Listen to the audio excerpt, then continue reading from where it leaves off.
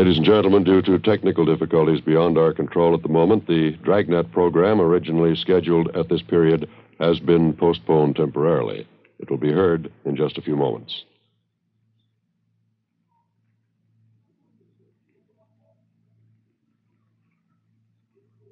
Partners at Jake. The boss is Captain Steve. My name's Friday. We were on the way out from the office. It was 10:38 a.m. when we got to Paris Avenue. Number 213. Yes? How do you do, Miss Wagner? Police officers. I'm Sergeant Jacobs. This is my partner, Sergeant Friday. Oh, yes, Sergeant. I've been expecting you. Would you come in, please? Thank you very much. Thank you. Hope you'll excuse the way the house looks, officers. Right in the middle of packing, getting ready to move. I understand. Try not to keep you, Miss Wagner. So much to do, making arrangements for Dorothy's funeral, the undertaker. Then all this moving business on top of it. I couldn't bear to stay here any longer, though. Yes, ma'am, we understand. We'll make it as brief as we can. I'd like to have you tell us about this trouble that your sister had, as much as you know about it, I mean. Plain out-and-out murder, in my opinion. Might just as well have taken a gun and killed her, no difference. You knew all about the relationship between your sister Dorothy and this man Reynolds, is that correct? Yes, right from the beginning. I was there when they met. Would you mind if I went ahead packing these few things here? My sister's things. I'd like to finish up before I leave. Have an appointment at noon, the mortuary. Surely, go right ahead. A few books, knickknacks, personal things of Dorothy's. Foolish woman. I gave her credit for more sense. Now, about this man Reynolds, Miss Wagner. I saw through him right from the start. I tried to tell Dorothy. He was a fortune hunter, money hungry. Of course, she wouldn't listen. She always knew better. Charles R. Reynolds. Is that the name you knew him by, ma'am? Yes, that's right. Dorothy and I met him one Sunday night in the hotel dining room. Two of us always had dinner at the hotel Sunday nights every Sunday. That's the hotel out on Wilshire you told us about? That's correct. It'll be exactly a month this coming Sunday. Came up to our table and introduced himself. Claimed he knew my father when he was alive. Dad owned some big packing plants in the East. He died 9 years ago. Left the estate to Dorothy and me. I see. Would you have anything to add to the description that you gave us on Reynolds, Miss Wagner? I mean, can you think of anything unusual about him at all? Scars, peculiar mannerisms, anything like that? No, nothing special. Dressed well, as I say. Apparently cultured, well-traveled. Mm-hmm. He was handsome enough. Attractive. I knew he was only after our money, though.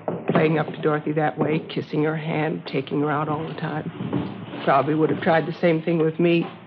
It's lucky I knew better. How did you go after the first meeting with him, Miss Wagner? Did you start dating your sister Dorothy right away? Yes, the next night. Called here at our home and asked Dorothy to the theater. I think he was going to ask me, but he was too smart for that. I knew him for what he was. Imagine that. Poems Dorothy wrote in high school. Love poems. Silly. She never did get it out of her head. You and your sister lived alone here in the house, did you, ma'am? Yes, Dorothy and I and the maid. I don't want to stay here after what's happened, though. I'm going to my cousin's in Vermont. Never want to see this place again. Yes, ma'am, I can understand. How soon after you met Reynolds did he marry your sister? A little over 2 weeks. He'd been seeing her almost every night, taking her out dancing, to the theaters, big dinners, bringing her home late. They'd sit here in the living room. I could hear them from my bedroom upstairs laughing, him telling her how beautiful she was. 42-year-old woman, imagine that. You're about the same age your sister was? Just about. A little older. People always took us for twins, though. Here's a snapshot of me taken in my 20s. The boy with me there, he wanted to marry me. My money, of course, that's all he wanted. Too bad. Dorothy never seemed to realize that about men. Girls from wealthy families, they have to be careful. We understand Reynolds took your sister out of town to be married, is that right? Yes, Las Vegas. Reynolds had told her his bank funds were tied up temporarily in a Canadian bank. He wrote Dorothy a check for $10,000, and she gave him her check for the same amount. He said he wanted to book reservations for a round-the-world trip for both of them. I see. The same day Dorothy gave him the check, he cashed it. The bank called her about it, and she said it was perfectly all right. An hour after he cashed it, Reynolds disappeared. No trace of him. Of course, his check's worthless. We found that out. Mm-hmm. And you figure that's the only reason your sister took her own life? There's no other reason. Wasn't the money so much. Dorothy has her share of the estate. It's a shame, I suppose. Awful shame. Disappointment. She should have known better, a woman her age. Had your sister ever been married before, Miss Wagner? Yes, when she was 18. Ran off to Chicago and married a young fellow. She claimed she loved him, too. Naturally, he was after our money. My father and I went and brought her home. We had the marriage annulled. It was that way all her life. 6 men. They brought Dorothy nothing but misery. And this was the last, this Charles Reynolds. How about his background, ma'am, his business connections? He ever mention any of that to you or your sister? Claimed he had interests all over. South America, Australia. Seemed to have plenty of money. Guess his kind always has. Do you think you'll find him? We're going to try, Miss Wagner. Dorothy went upstairs to her bedroom and stayed there. She looked so strange. She took out some pressed flowers from a book. Some boy had given them to her once, years ago. Don't know who. She just sat on the edge of her bed and stared at them, old pressed flowers. Next morning, the maid came upstairs, and Dorothy was lying on the floor. Empty bottle of pills next to her. Awful disgrace. Never happened before in our family. Mm-hmm. If you don't mind, Miss Wagner, we'd like to get as many particulars about this man Reynolds as you can remember. There. That's the last. I don't know what else to tell you, officer. All I know is I was young when Dorothy was young. I could have had a man if I wanted. But I didn't run off when I was 18 to marry a boy. I knew my duty. It wasn't proper. It wasn't a love. I didn't run off as a middle-aged woman to marry a fortune hunter either. What made her do it? I wouldn't know, ma'am. She was your sister. What kind of a man was he? What kind of a mind? Making love, kissing her, just to take her money. Imagine. Selling somebody with a kiss. Well, it's not the first time, ma'am. Is that so? Look it up. You'll find it in the Bible.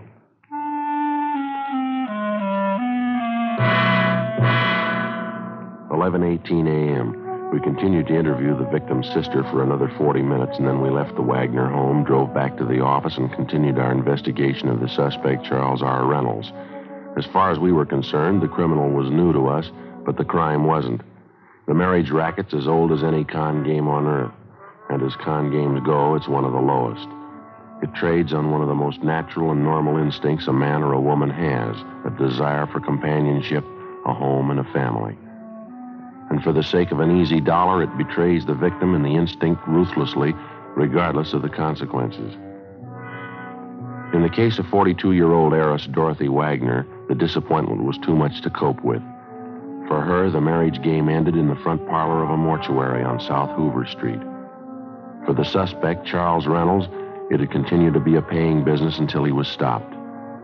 After homicide detail completed their investigation of the case and it was definitely determined that Dorothy Wagner took her own life, the matter was turned over to us. 11:50 a.m. We got off a request to Las Vegas asking them for all the information on the marriage, and then I contacted the stats office and asked them to make a run on the suspect for us based on his detailed description and also on his method of operation. I went back down the hall and met Ed Jacobs at the R&I counter. How you doing? Not too much luck, Joe. Forger didn't come up with anything either. Nothing on him in their files. Yeah, it's not much of a start, is it? Apparently, this is the first time he's worked the town. Hornsby couldn't find anything on the name, not in the main file anyway. Mm-hmm. What do you got there? I asked John to check the correspondence file. He came up with this. Uh-huh. Out of Chicago, huh? Yeah, it came in over 3 months ago. Inquiry from their bunco detail. Suspect name right here, Frank L. Richland. Same angle, marriage racket. Yeah, the MO's pretty close. Any description? Oh, here. What do you think? 6'1", 170 pounds, gray wavy hair, blue eyes, fair complexion. That's fairly close, could be. Here's the alias list Richland uses, as long as your arm. Here's one caught our eye. Reynolds. Alias George A. Reynolds, Thomas R. Reynolds, alias C.H. Reynolds, alias Charles R. Reynolds. Wants on him for forgery, bunco, grand theft. A lot of experience. How about a mugshot on this one? None attached. No L.A. contacts either. Well, we better get off a wire to Chicago PD, have them send us what they can on him. Ought to prove it one way or the other by the end of the week, maybe, huh? Yeah. Copy his name down here. All right. Frank L. Richland. Correspondence number C143732. Chicago case number D-612-32. Attention, Lieutenant Smichaels. I'm just thinking, Ed. Huh? The last time anyone saw Reynolds, when was it? 10, 12 days ago? 10 days ago, yeah. September 23rd, same day he cashed the check and took a run out. Well, if he's working the city for the first time, he must figure he's had some fair luck. 10,000 on the first try, that's pretty encouraging. Yeah? If he gets the idea the town's a gold mine, he's not going to pull out stakes here. Figures. Probably trying to reach a couple other women with the same angle. Could be he's working on it now. Well, that's the problem. What do you mean? The women. Say he's been romancing 3 or 4 of them around town. He's got them all primed. Huh? How you going to warn a woman about a thief before her purse is gone? After getting off a wire to Chicago regarding the suspect, which was in addition to the broadcast and the APB we'd gotten out on him, Ed Jacobs and I continued checking out the various contacts that he'd made in the city. We checked stores where he shopped, banks where he allegedly did business, restaurants and hotels which he reportedly patronized. It took 3 days of dull, steady legwork. You can say it much faster than you can do it. All of the bank references, without exception, were falsified. Where he made purchases, it was strictly cash dealing. The same for the restaurants he'd frequented. Besides meager descriptions of the man, the restaurant employees weren't able to help us much. At one of the 2 hotels, where we learned he was a guest for a full month, we finally netted half a lead. One of the bellboys told us that the man known as Charles Reynolds seemed to be pretty friendly with the head waiter in the hotel dining room, a Henry Kingsbury. We located Kingsbury in the dining room in mid-afternoon, directing arrangements for a large private party to be held that night. Across the dance floor, the orchestra was on the bandstand rehearsing, the musicians in their shirt sleeves. Kingsbury was reserved and not too cooperative. Yes, I was acquainted with Mr. Reynolds, no more than the other guests, though. That's not the way we get it, Mr. Kingsbury. We hear you were pretty friendly with him. Only as far as my job goes, that's my business, making people feel at home, making them comfortable. We understand Reynolds was a pretty heavy tipper, is that right? He always took good care of me and the boys. The waiters was very generous. Did he expect anything special in return for the tips that he gave you? I don't think I understand. Oh, I think you do. How about it? Well, he was always very good to us, all of us. I could hardly refuse. Refuse what? When he first moved into the hotel, he became friendly with me, introduced himself, gave me a good tip in advance to take care of him. First few nights here, he spent at the cocktail bar, meeting people, buying a few drinks, getting acquainted. Third or fourth night, that's when he asked me. Yeah? He said when some prominent women came into the dining room, wealthy women, would I point them out to him? Single women, of course. I couldn't see any harm in it. He put a $20 bill in my hand. I said, yes, I would. After all, we have to look out for ourselves. Did he expect anything else for those tips? I don't know. I don't think it would be right if I told you. You know, while we're here, Mr. Kingsbury, we leveled with him. We expect you to do the same with us. Well, there was the 2 Wagner sisters. They came here every Sunday night for dinner, regular routine for them. Yeah? Mr. Reynolds was at the bar. He asked who they were, and I told him. He seemed impressed. He asked me to help with an introduction to them, and I did. Next afternoon, he came to me again. He said he was taking one of the Wagner sisters to dinner that night. It was important to him. He gave me another big tip, said he wanted us to roll out the red carpet for him that night. What'd that consist of? Well, special consideration, the best treatment in the house, I was to act as if I'd known him for years. Well, it was a good tip. I did what he asked. As I say, we have to look out for ourselves. Has happened more than once today? 2 or 3 times, yeah. Miss Wagner, Dorothy Wagner, she seemed impressed. At the time, I didn't think anything was wrong with it. You actually didn't know Reynolds, is that right? You'd never seen him before. Well, I suppose, yes. I only found out later, though, reading the papers. I mean, what really happened. I didn't know what he was at the time. You couldn't see what Reynolds was up to? You didn't know what he was doing? No, naturally not. He was a good tipper. That's all I know. It was the money. We have to look out for ourselves. Yeah. I felt sorry about Miss Wagner. I went to the funeral. They couldn't say I'm to blame, could they? What happened? I mean, it's not on my conscience. You wouldn't say so, would you? She's dead, mister. You figure it. Thursday, October 13th. The investigation continued. Still no sign of the suspect. We got an answer from Las Vegas and also from the Chicago PD's bunco detail on our inquiries. They enclosed mugshots and fingerprint classification of the suspect, Frank Richland, alias Charles R. Reynolds. The pictures were shown to witnesses and acquaintances who'd known the suspect, and they definitely established Frank Richland and Charles Reynolds as one and the same person. We got out a supplementary APB containing the latest information on the suspect. Saturday, October 15th, we got our second complaint on the marriage bunco artist. This time from the proprietress of a small chain of lunch counters in the San Pedro area, a Miss Hagar Lindstrom. Ed and I drove down to the harbor area where we interviewed her at one of her lunch counters. She identified Richland's mugshot. Her story of the marriage swindle matched closely with that of the previous victim, Dorothy Wagner. Yeah, he was a fine gentleman, Mr. Jan Richland. I don't know what happened. I don't know what to say. He told you he was from England, Miss Lindstrom, is that right? Yeah, he talked like Englishman. He could speak good English, like from London or someplace. Says he builds boats, big ones. I beg your pardon, ma'am? Big boats. Oh, yes. He told me that's his business. He said he had lots of money. We would sail around the world on a honeymoon. Maybe he will come back still. I hope so. I wouldn't count on that, Miss Lindstrom. Would you tell us this, please? How'd you happen to meet this man, Richland? At the hotel up the street, the big hotel. I can show it to you. The one on Jackson Street. Yes, ma'am. They seemed to know he was a rich man. Nice clothes he wore. He spent money a lot. When we got married, we spent lots of money. Where were you married, ma'am? We went down to Mexico. One weekend we went down there and we got married. It was romantic. Very nice. Even Lars liked it. Who's that, ma'am? Lars. That's him down the counter there. Lars, my brother. Oh, well, your brother went along with you when you got married, is that right? Lars and I go every place together. I don't do anything without Lars. Mr. Richland was nice about it. He didn't seem to mind Lars. Just a minute, they call him. Lars? Huh? Lars? Lars and I run the business together. The soda fountains we have. It's a long time. We have work at it. Hard work. Yes, ma'am, I guess so. We make good living. Not easy, though. That's why it was so bad. Mr. Richland. $3,000 he took. Ja, Hagar. These are the police, Lars. They want to know about Mr. Richland. How do you do? How are you, sir? Yeah, he was no good. When they find him, they hit him. Now, the $3,000 he got from you, ma'am, how did that work? I mean, did you give him the money, lend it to him? Just what was it? When we came back from Mexico from being married, Mr. Richland and me and Lars, he said he was waiting for money from his bank in New York. Mr. Richland said that. He wrote me a check for $3,000. I gave him our check for $3,000. Even Lars thought it was all right. Didn't you, Lars? Yeah, he was crazy. His check was no good. He beat him up, he punched him good. That's quite a bit of money, Miss Lindstrom. What kind of a story did he give you?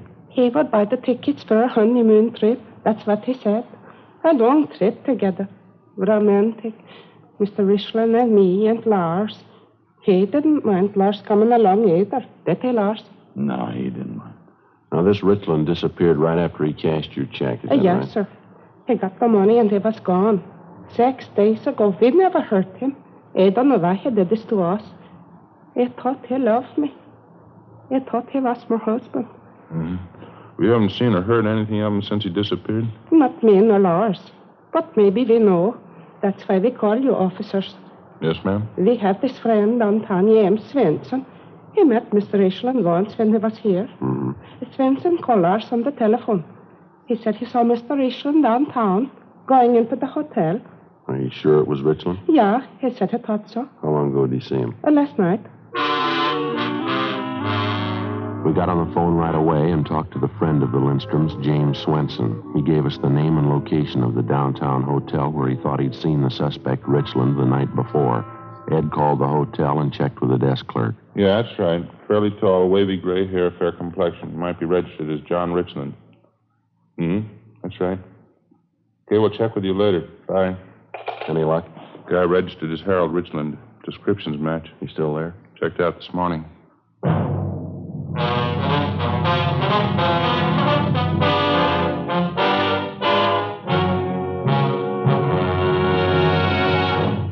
You are listening to Dragnet, authentic stories of your police force in action. Compare Fatima with any other king-size cigarette. 1. Fatima's length filters the smoke 85 millimeters for your protection. 2. Fatima's length cools the smoke for your protection. 3. Fatima's length gives you those extra puffs, 21% longer than standard cigarette size. And in Fatima, you get an extra mild and soothing smoke, plus the added protection of Fatima quality. To show our confidence in Fatima, We make this money-back guarantee to every king-size cigarette smoker. Buy a pack of Fatimas. Enjoy Fatima quality, extra mildness, and superbly blended tobaccos. If you're not convinced Fatima is better than the king-size cigarette you're now smoking, just return the pack in the unsmoked Fatimas before August 1st, 1952, and we'll give you your money back plus postage. Fatima, Box 37, New York 1. Remember, each king-size Fatima gives you an extra mild and soothing smoke, plus the added protection of Fatima quality. Switch to Fatima today. Best of all, king-size cigarettes.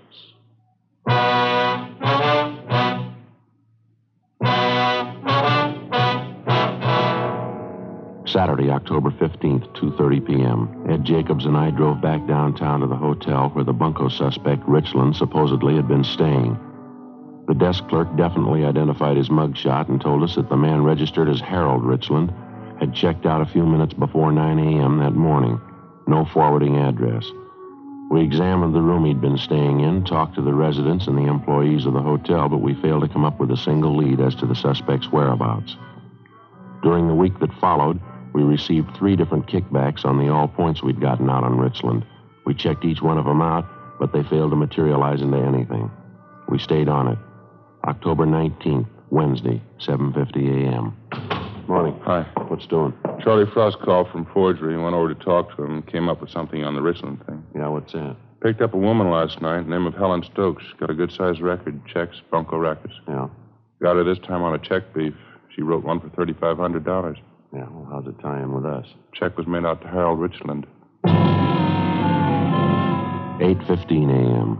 We signed out, drove over to the main jail, and had the forgery suspect, Helen Stokes, brought to one of the interrogation rooms. She was a dark-haired, fairly attractive woman in her early 30s. As a bunco artist, she apparently knew her trade pretty well. She was relaxed and talkative.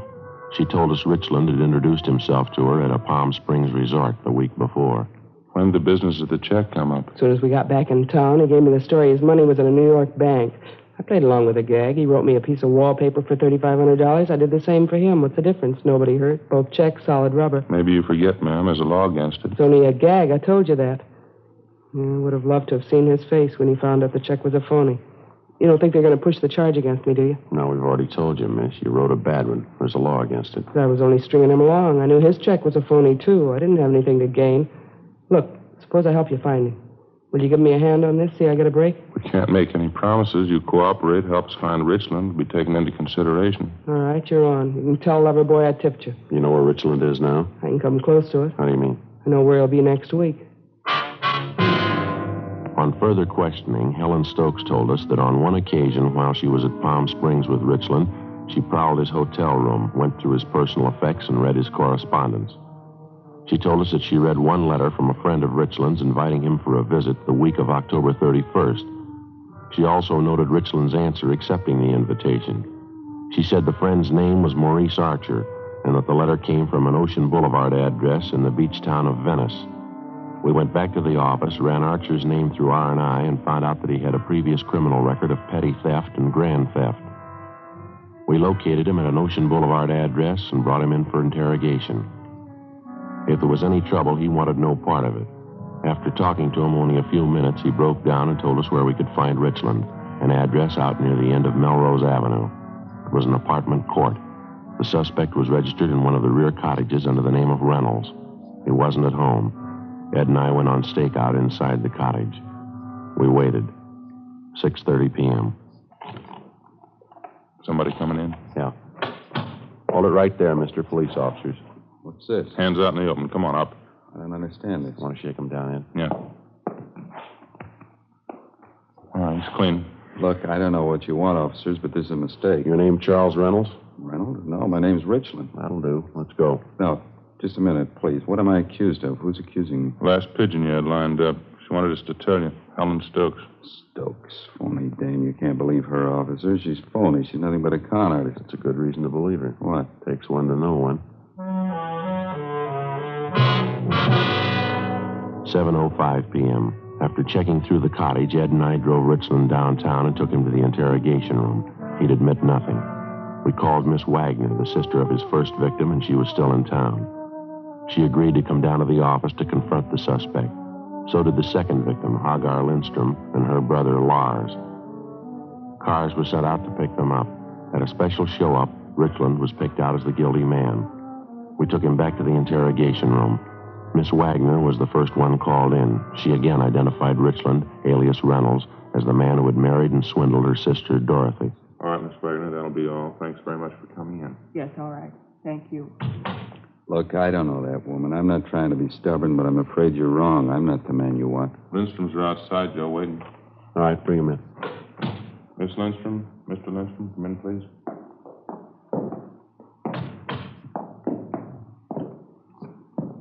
Miss Lindstrom? Mr. Lindstrom? Yeah, it's him. Yeah. I don't know you. I've never seen you before. You married me, John. You wanted to be my husband, you said that. Why did you want to hurt me? Sorry, I don't know her. You said for you and me and Lars to go on the boat, honeymoon around the world. You and me and Lars, you said all those things. Why did you want to hurt us? Oh, why? Is that enough for you? I don't know what they're talking about. He bait you up. Take it easy, Mr. Lindstrom. Lars. Lies. He said we all go around the world honeymoon. All right. Get him out of here, huh? Okay, Mr. Lindstrom, thanks. It's no good, Lars. Come. Yeah, thief. Out this way, please. There, find him. Hit him. Thank you very much. Yeah, Both yeah. of you. All right. All right, Richland, you ready to give us a statement? All right, I'll tell you. You can't blame me for that one, though. You wouldn't have gone through with that deal yourself. Nobody would have. What's wrong? Nice-looking girl. Sure, I don't mean that. What do you mean? That big clown, her brother Lars. Yeah? How'd you like to take that along on a honeymoon?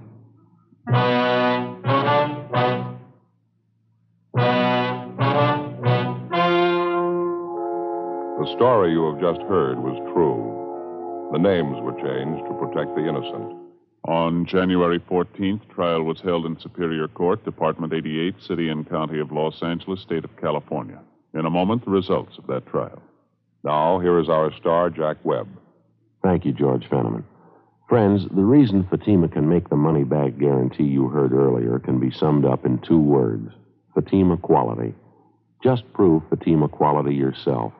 Just compare Fatima with any other king-size cigarette. Fatima's length filters the smoke 85 millimeters, cools the smoke, all for your protection. You get those extra puffs because Fatima is 21% longer than standard cigarette size. And Fatima gives you an extra mild and soothing smoke, plus the added protection of Fatima quality. Prove it today. Buy Fatima.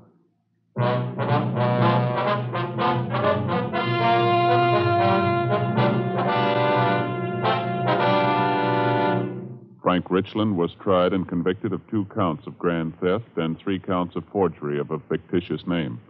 After serving his term in the state penitentiary at San Quentin, California, he is to be released to Chicago authorities for prosecution. Grand theft is punishable by imprisonment for not less than 1 nor more than 10 years.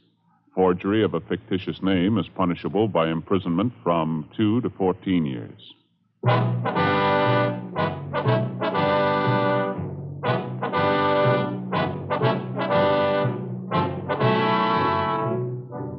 You have just heard Dragnet, a series of authentic cases from official files. Technical advice comes from the Office of Chief of Police W.H. Parker, Los Angeles Police Department. Heard tonight were Barney Phillips and Virginia Gregg. Script by Jim Moser. Music by Walter Schumann. Hal Gibney speaking. Fatima Cigarettes, best of all king-size cigarettes, has brought you Dragnet, transcribed from Los Angeles. February 18th, hear the Gala City Service Silver Radio Jubilee on NBC.